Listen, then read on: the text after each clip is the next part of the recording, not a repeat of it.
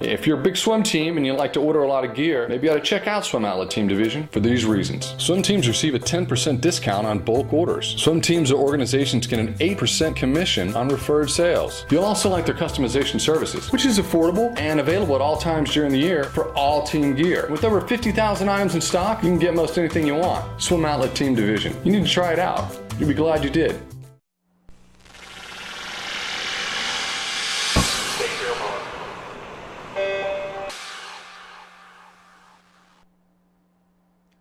This is the Morning Swim Show for Monday, January 27th, 2014. I'm your host, Jeff Cummings. Today in the Finis Monitor, we'll be joined by Kara Kopcso. She's a freshman at Louisiana State University, and she had a pretty good performance recently in the dual meet against Texas A&M, setting a school record and beating the reigning NCAA champion in the 200 butterfly. And joining us now from Baton Rouge is Kara Kopcso. Kara, it's great to see you. How are you today? I'm great. How are you? I'm doing excellent. So I'm sure there are a lot of words to describe your race in that 200 fly against Camille Adams about a week ago. To me, it's surprising. Before the race, did you think it was possible at all for you to beat the reigning NCAA champion? Well, the goal is not really to beat the NCAA champion and Olympian. The goal is to just race the clock, do a best time, and with that time and with that goal, that happened also. So it's pretty much just icing on the cake from there. When you're doing a 200 fly, which of those 50s would you say is the most important for you? The third 50, absolutely. It's not necessarily the first 100. It's going to be easy. You're going to go out fast, no doubt about that. But turning into that second 100, that's the tough part, definitely. You had a little bit of trouble on that last 50. You went from 29.3 to 31.5, which I've done enough 200 flies to know how much that last 50 hurts. But yes, sir. But you held on. I would imagine you and the coaching staff saw that and said, "Okay, this is what we need to work on now." Yes, sir.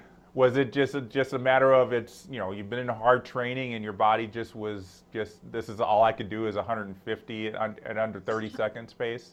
Yes, sir. The week before, I actually had a conversation with Dave, and I was like, is it normal to be this dead at this point in the season? Because we had just trained so hard for the past 3 weeks for Christmas training, and I was honestly very surprised on how well I swam based on how hard our training has been. So I would imagine, you turn around, you see 156, school record. What's the first thing that goes through your mind? And also beating Camille Adams. What's the first thing that goes through your mind? First thing that came into my mind was like, how is this possible? Is that right? And then I looked at Dave, I looked at Chase, and we all were just smiling, and it was awesome. It was a great feeling. What have you done recently to get down to 156, which, as we should mention, is also a lifetime best? Yes, sir, by 3 seconds. Good grief.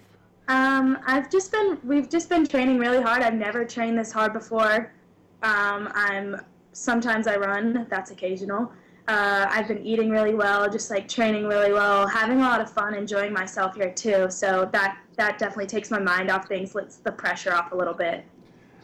There's a lot of, when you become a freshman in college, there's, I guess, a couple of ways your season can go. You could either take a big slide down because you're making a big transition to a new program, or like you can continue to improve through the season. Why do you believe that you've been able to do so well and continue to improve and get lifetime bests in January? I think it solely has to do with the part that I'm so happy here at LSU. My sister is on the team. I've had a great relationship with Dave for a really long time. One of my best friends that I grew up with, swimming with, is also on the team with me.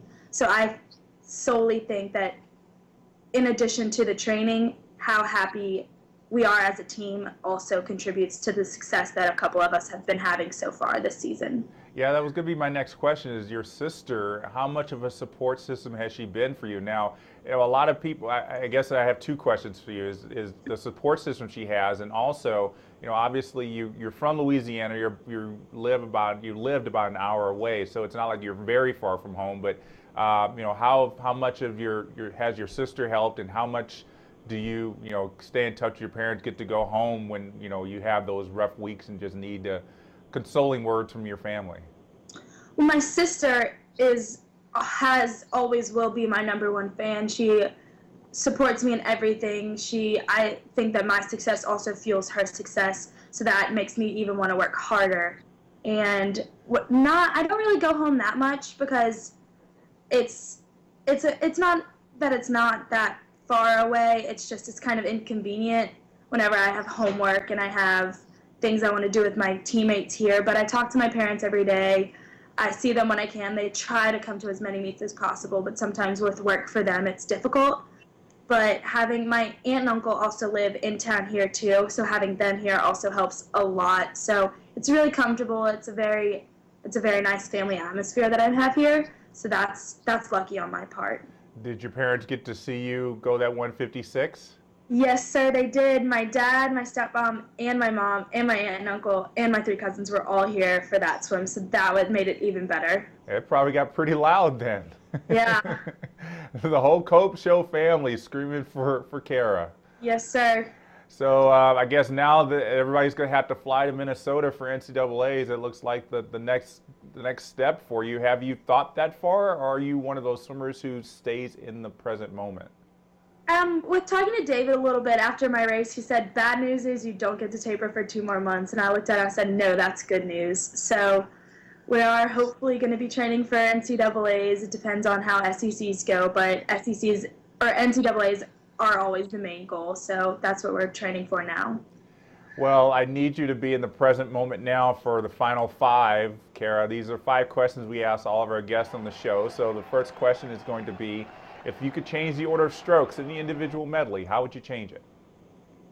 I would do fly, free, back breaststroke last. So hopefully everyone else is as dead as I am and aren't good at breaststroke. Okay. What's a career or job you think you would most like to try? In my senior year of high school, I took a nursing internship. And I loved it. I got to see live surgeries. I got to work with patients, and I fell in love with it. So hopefully, whenever I'm done with swimming, I'll be able to go to nursing school and get a job, and hopefully in Baton Rouge, and be a nurse. That would be nice. On the flip side of that, Kara, what's a career or job you know you would not like to try? That's a tough one. I don't think I'd really want to be like a teacher because I don't want to be in school any longer than I have to. I think I could agree with you there. What's a rule in the swimming rule book that you would like to change or add? I would definitely like to do fly kick for breaststroke. Absolutely, the whole time. The whole time, not just on the underwater pole? The whole time. Okay. And last question, where do you like to go most for vacation? Well, right before I came to summer school this year, I went to the Dominican Republic with my dad and my sister and my stepmom, and we had a great time. So I'd have to say the beach would be where it's at. Yeah, Dominican Republic, I'm sure it has great beaches. Yes, sir. Well, Kara, it's been great talking with you. Congratulations on getting a lifetime best in January. Like I said, not many people can do that. So we're looking forward to seeing how the rest of your freshman year plays out. Thank you so much. All right. Have a good rest of the season. Yes, sir. Thank you. All right, so that's going to do it for today's edition of the Morning Swim Show. Be sure to check out all of our past episodes by going to swimmingworld.tv and come back each weekday for more interviews with people making headlines in aquatic sports. I'm Jeff Cummings. Thanks for watching.